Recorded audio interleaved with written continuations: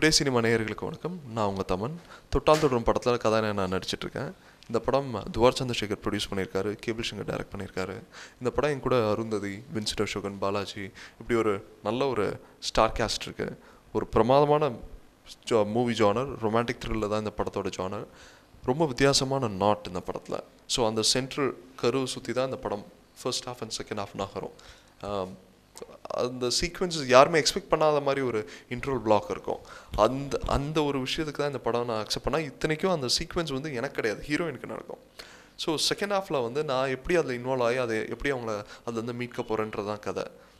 ரொம்ப நல்லா விஷுவலி சொன்னது நம்ம Vijay Armstrong, cinematographer. And music வந்து பிசி சிவன்.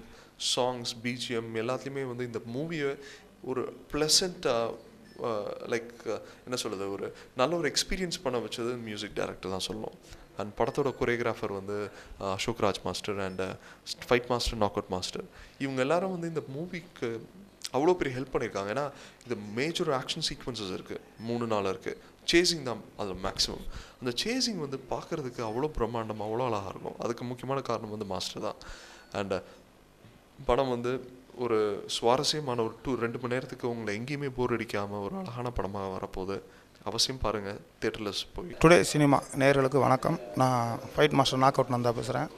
இப்போது தொட்டால் தொடரும் படத்தோட ப்ரெஸ் மீட்டில் இருக்கிறோம். படம் வந்து ஜனவரி ரிலீஸ் ஆக போகுது.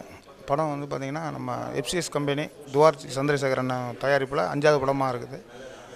Cable Shankar sir cable Shankar sir இயக்கியிருக்காங்க. தமன், அருந்ததி ஹீரோயினாக பண்ணியிருக்காங்க. படம் வந்து பார்த்திங்கன்னா எனக்கு நல்ல பெரிய ஹோப் இருக்குது இந்த படத்தில். ஏன்னா செகண்ட் ஹாஃப் ஃபுல்லாகவே ஃபைட் வச்சு தான் படமே. Chasing, full chasing. படத்தோட ஃபஸ்ட்டு ஓப்பனிங் ஷாட்டே ஒரு சேசிங் ஜம்பில் பண்ணியிருப்போம். அதோட படம் வந்து ஆக்ஷன் இல்லாமல் ஒரு அமைதியான ஒரு காமெடி படமாக போயிட்டுருக்கும். செகண்ட் ஹாஃபில் வந்து பார்த்திங்கன்னா முழுக்க கார் சேஸு, ஜம்ப்பு அந்த மாதிரி ரொம்ப விஷயம் பண்ணியிருக்கோம். படம் செகண்ட் ஹாஃப் வந்து சீனே வந்து ஒரு சேசிங் ஃபீல்டில் தான் பண்ணியிருக்காங்க. அதனால் படம் ரொம்ப பிரமாதமாக வந்திருக்குது. ஜனவரி ரிலீஸ் பண்ண முயற்சி பண்ணிட்டுருக்காங்க. இந்த படம் நிச்சயமாக எனக்கு ஒரு பெரிய பேர் வாங்கி கொடுக்கணும்னு நினைக்கிறேன். நன்றி, வணக்கம். சினிமா வியூவர்ஸ்க்கு வணக்கம். நான் உங்கள் அருந்ததி பேசுகிறேன். நான் தொட்டால் தொடரும் படத்துடைய ஹீரோயின் பேசுகிறேன். இந்த படத்தில் என்னோடய கேரக்டர் பார்த்திங்கன்னா ஒரு கால் சென்டரில் ஒர்க் செய்கிற ஒரு பொண்ணு. இடையில வந்து எந்த மாதிரி ஒரு விபத்தை ஃபேஸ் பண்ணுவான்னு சொல்லிதான் இந்த கதையோட ஹைலைட்டான ஒரு விஷயம். கதையில் முழுக்க எனக்கு ஒரு சேலஞ்சிங்கான ஒரு விஷயம் நிறைய இருந்தது. So it was very challenging for me, it was very tough for me. So I thoroughly doing my homework for every scenes, dialogues எல்லாமே நான் homework பண்ணி தான் இந்த படத்தில் நான் நடிச்சிருக்கேன். அண்ட் டைரக்டர் கேபிள் சங்கர் சாருக்கு ரொம்ப நன்றி. it was very comfort. And Taman was very down to earth, very easy to work with him. And songs பார்த்திங்கன்னா 5 சாங்ஸ் இருக்குது. 5 சாங்ஸுமே ரொம்ப நல்லா வந்திருக்கு. அதில் எனக்கு ரொம்ப பிடிச்ச சாங் வந்து யாரடா மச்சான், ஒரு மெடோலியான ஒரு song. So totally it's and super cool team. உங்களுக்கு எல்லோரும் போய் படம் பாருங்கள், உங்களுக்கு எல்லாருக்கும் ரொம்ப பிடிக்கும். Thank you so much. Today cinema வியூவர்ஸ்க்கு தொட்டால் தொடரும் படத்தில் இயக்குனர் கேபிள் சங்கரின் வணக்கங்கள். தொட்டால் தொடரும் ஒரு ரொமான்டிக் த்ரில்லர்.